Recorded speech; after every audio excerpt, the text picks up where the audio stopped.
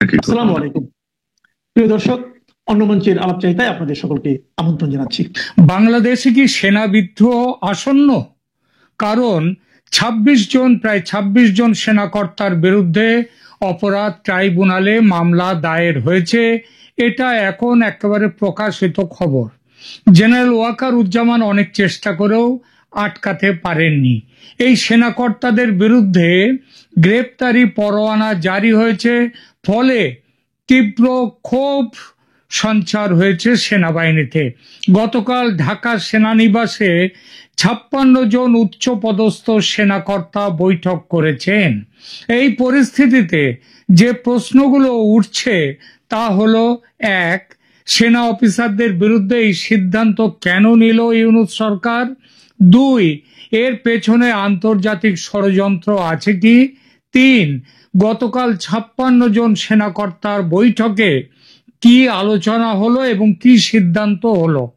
চার, সেনা বিদ্রোহের সম্ভাবনা কতটা? পাঁচ, সেনার মধ্যে যে পাকিস্তানপন্থী অংশ আছে তারা ফয়জুর রহমানের নেতৃত্বে সরকারের সঙ্গে আছে, তাদের ভূমিকা কি হতে চলেছে? এবং ছয়, শেষ, এই পরিস্থিতিতে সরকার পতনের সম্ভাবনা কতটা? এই প্রশ্নগুলো সংক্ষেপে আলোচনা করব এখনকার প্রতিবেদনে। ইউনূস সরকারের সর্বশেষ সংকট বাংলাদেশের রাজনৈতিক পরিস্থিতি যে অত্যন্ত উত্তেজনাপূর্ণ করে তুলেছে সেটা বলাই বাহুল্য। আন্তর্জাতিক অপরাধ ট্রাইব্যুনালে ২৮ জন ব্যক্তির বিরুদ্ধে মানবতা বিরোধী অপরাধের অভিযোগ আনা হয়েছে, যার মধ্যে রয়েছেন অন্তত ২৫ জন সাবেক এবং বর্তমান সেনা কর্মকর্তা। এর ফলে সেনাবাহিনীর অভ্যন্তরে তীব্র ক্ষোভ উত্তেজনার সৃষ্টি স্বাভাবিক। কিন্তু ইউনূস সরকারের এই সিদ্ধান্তের কারণ কি? মোহাম্মদ ইউনূসের নেতৃত্বাধীন অন্তরিম সরকার বা অন্তর্বর্তী সরকার সেনা কর্মকর্তাদের বিরুদ্ধে এই আইনি ব্যবস্থা নেয়ার পেছনে রয়েছে গুম, গোপন আটক এবং নির্যাতনের অভিযোগ। এই মামলাগুলো মূলত র্যাপিড অ্যাকশন ব্যাটালিয়নের টাস্ক ফোর্স ইন্টারোগেশন সেল এবং ডিজিএফআই এর জয়েন্ট ইন্টারোগেশন সেলে সংঘটিত অভিযোগ থেকে উদ্ভূত। তবে এও বাহ্য, আগে কহ আর। এই সিদ্ধান্তের পেছনে রয়েছে আরো এক বড় রাজনৈতিক কৌশল। ইউনূস সরকার ইসলামী বিপ্লবী গার্ড IRA, যেটা ইরানে আছে, তার আদলে বাংলাদেশ সেনাবাহিনীকে পুনর্গঠনের পরিকল্পনা করছে বলে সংবাদ এসেছে। IANS লাইভ সংবাদ পোর্টালে প্রকাশিত সংবাদের শিরোনামটা একবার দেখুন, যার headline journey towards becoming an Islamic state. Journey towards becoming an Islamist state, অর্থাৎ একটি ইসলামী রাষ্ট্রের দিকে যাত্রা শুরু হয়েছে। এই প্রক্রিয়ার অংশ হিসেবে দেশের নিয়মিত সশস্ত্র বাহিনীকে ভেঙে দিয়ে জামায়াতে ইসলামীর প্রভাবাধীন একটি জঙ্গিবাদী সামরিক শক্তি গড়ে তোলার চেষ্টা চলছে। আন্তর্জাতিক ষড়যন্ত্রের মাত্রা এর মধ্যে পুরোপুরি। এই পুরো প্রক্রিয়ায় পাকিস্তানের ISI এবং চীনের ভূমিকা স্পষ্ট হয়ে উঠেছে। সাম্প্রতিক তথ্য বলছে যে পাকিস্তানের সাথে সামরিক সহযোগিতা বৃদ্ধি, যেটা অক্টোবর ২০২৫ সালে, এটা তো শুরু হয়েছে আগে থেকেই, অক্টোবর ২০২৫ সালে পাকিস্তানের লেফটেন্যান্ট জেনারেল তাবাসসুম হাবিবের নেতৃত্বে একটি পাকিস্তানি সামরিক প্রতিনিধি দল এই কয়েকদিন আগে ঢাকা সফর করেছে। এর আগে জানুয়ারিতে ISI এর একটি প্রতিনিধি দলও ঢাকা সফর করে। গোপন বৈঠক ও পরিকল্পনা এখানে তৈরি হয়। বাংলাদেশের DGFI তারপর গোপনে পাকিস্তান সফর করেছে, সেখানে ভারত বিরোধী কৌশল নিয়ে আলোচনা হয়েছে। এই বৈঠকে নতুন পাসপোর্ট নিয়ে বাংলাদেশ থেকে যারা গেছে এবং ওখান থেকে পাকিস্তান থেকে যারা বাংলাদেশে এসছে তাদের পুরনো পাসপোর্ট নয়, নতুন পাসপোর্ট দিয়ে তাদের পরিচয় গোপন করে রাখা হয়েছে। সেনাবাহিনীর আভ্যন্তরীণ পরিস্থিতি কি? এই পরিস্থিতিতে বর্তমান বাংলাদেশ সেনাবাহিনীতে তিনটি প্রধান গ্রুপের অস্তিত্ব লক্ষ্য করা যায়। জেনারেল ওয়াকারুজ্জামানের নেতৃত্বাধীন গ্রুপ রয়েছে একটি, এবং এটা হচ্ছে সেনাপ্রধান প্রাথমিকভাবে সংখ্যালঘু নিরাপত্তা এবং সার্বভৌমত্বের বিষয়ে একটা অবস্থান নিয়েছিলেন। তিনি পাকিস্তানের হস্তক্ষেপ এবং সরকারের কিছু সিদ্ধান্তের বিরোধিতাও করেছিলেন, কিন্তু পরবর্তীতে তিনি জামায়াতের চাপের কাছে নতি স্বীকার করতে বাধ্য হয়েছেন।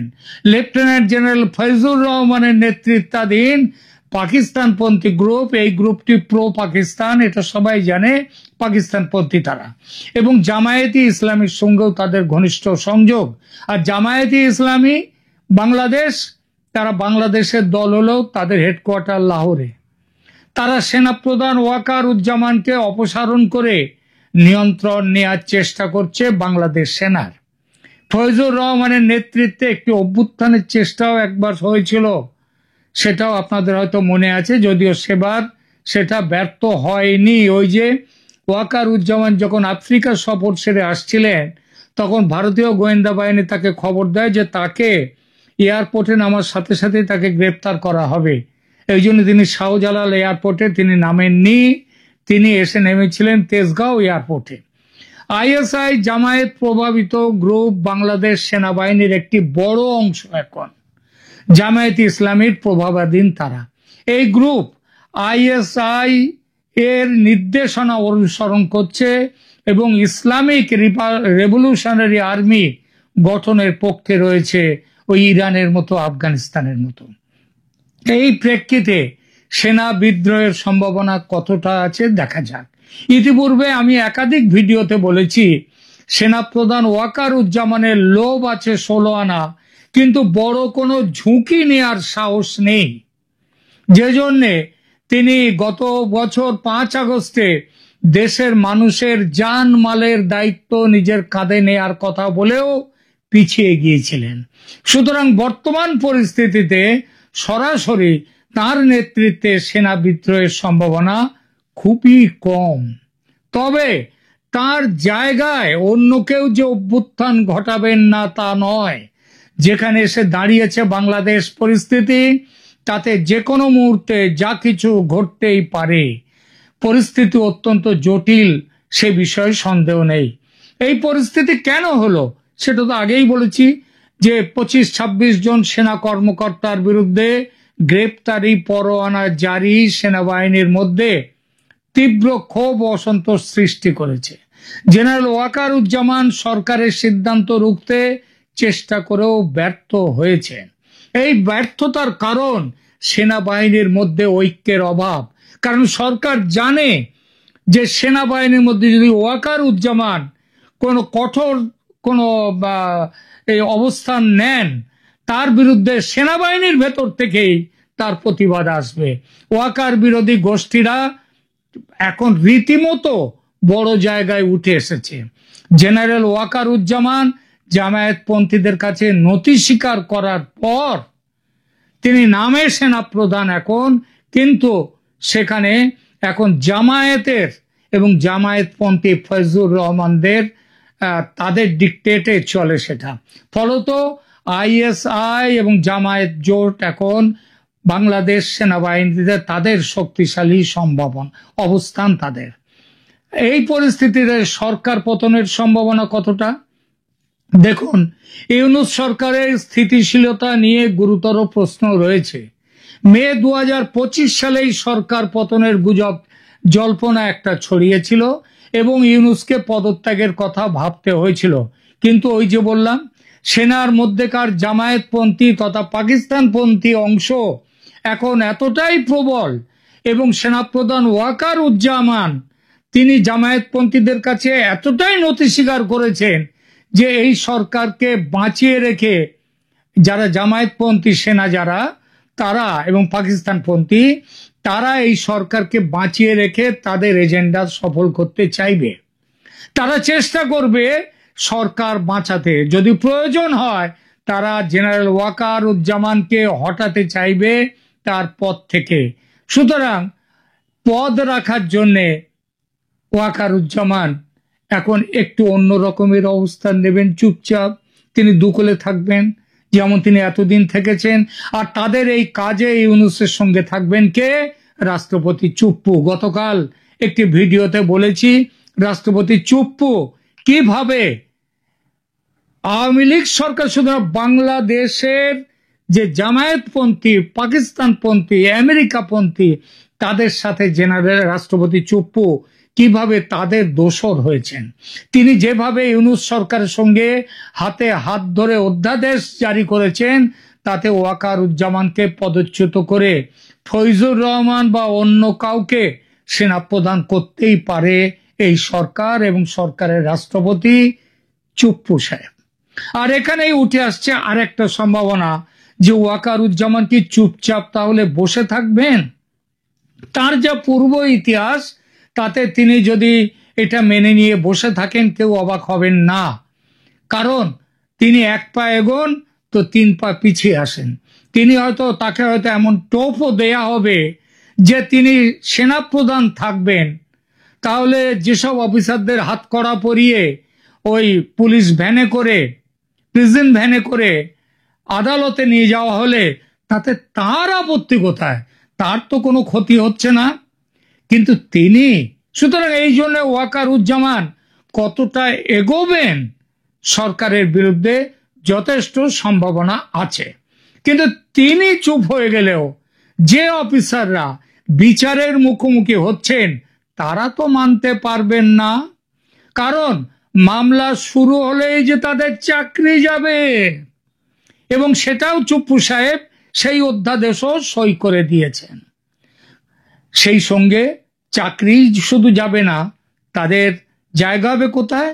হাজতে, তারপর জেলখানা।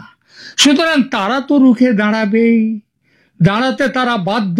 এবং তাদের সঙ্গে সেনার একটা অংশ যে থাকবে, সেটা বড় অংশ না ছোট অংশ নাকি মাঝারি অংশ সেটা পরে দেখা যাবে, কিন্তু একটা সেনার একটা অংশ তাতে থাকবেই।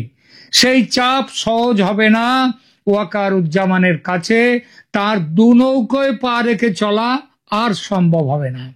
আর এখানে ওই যাত্রা দলের বিবেক সেজে মাঝে মাঝে বড় বড় যে ভাষণ দেন, সেসব ভাষণ আর তার চলবে না। আর এখানেই আসছে সরকার পতনের সম্ভাবনা। গতকাল 56 জন সেনাকর্তার বৈঠকের কোনো খবর বাইরে প্রকাশ হয়নি, আইএসপি আর কিছু বলেনি, এটাই স্বাভাবিক, কারণ এই সমস্ত যে বৈঠক হয় তার খবর খুব গোপন থাকে, বাইরে আসে না। তবে যেভাবে বিক্ষোভের প্রকাশ দেখা গেছে সরকারের সিদ্ধান্তের ফলে, তাতে সংঘর্ষের পরিস্থিতি যে আরো প্রবল হয়েছে সন্দেহ নেই। সরকারের বিরুদ্ধে ঝাঁপাতে তৈরি তারা। সার্বিক পরিস্থিতি তাহলে কি দাঁড়ালো? বাংলাদেশ বর্তমানে একটি অভূতপূর্ব রাজনৈতিক সংকটের মুখোমুখি।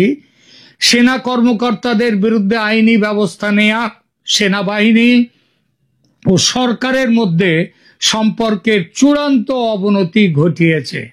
যদিও তাৎক্ষণিক সেনা বিদ্রোহের সম্ভাবনা আছেই, এমন কথা হয়তো বলা উচিত নয়, তবে দীর্ঘমেয়াদে সেনাবাহিনীর আমূল পরিবর্তন এবং ইসলামিক র্যাডিক্যাল গ্রুপের নিয়ন্ত্রণ প্রতিষ্ঠার ঝুঁকি এটা কিন্তু গুরুতর। পাকিস্তানের আইএসআই এবং জামায়াতে ইসলামীর সুপরিকল্পিত কৌশলের অংশ হিসেবে বাংলাদেশের রাষ্ট্রীয় প্রতিষ্ঠানগুলোকে ধীরে ধীরে নিয়ন্ত্রণে নেওয়া হচ্ছে। এই পরিস্থিতিতে সেনা বিদ্রোহ অন্যান্য কারণে ইউনূস সরকারের পতন কেবল সময়ের ব্যাপার, তবে তার পরবর্তী পরিস্থিতি কিন্তু এখনকার থেকে আরো অনেক ভয়ঙ্কর, জটিল ও বিপজ্জনক হতে বাধ্য। সবশেষে আসি ভারতের ভূমিকা নিয়ে দুটো কথায়। ভারত কি চুপচাপ বসে থাকবে? ভারত কখনোই বাংলাদেশকে পাকিস্তানের আইএসআই এবং ইসলামী জঙ্গিদের হাতে ছেড়ে দিয়ে নিজের দেশের শান্তি ও সার্বভৌমত্বকে বিসর্জন দিতে পারবে না। ভারত ঝাঁপিয়ে পড়তে তৈরি, কেবল উপযুক্ত সুযোগের অপেক্ষায় আছে। সেনাবাহিনী ও সরকারের বিরুদ্ধে এই যে তীব্র দ্বন্দ্ব বর্তমানে, সেই সুযোগ এনে দিয়েছে ভারত সরকারের কাছে। সেনাবাহিনীর মধ্যে যদি বাংলাদেশে যদি সেনাবাহিনী রাস্তায় নেমে আসে বিক্ষোভে, এবং যদি সেখানটায় কোনো সেনা অভ্যুত্থান গোছের যদি কিছু হয়, তাহলে ভারত সেই সুযোগ নিতে বাধ্য, নেবেই। সুতরাং আগামী যে কোনো দিন বড় কিছু যে ঘটতে চলেছে বলাই যায়। ধন্যবাদ।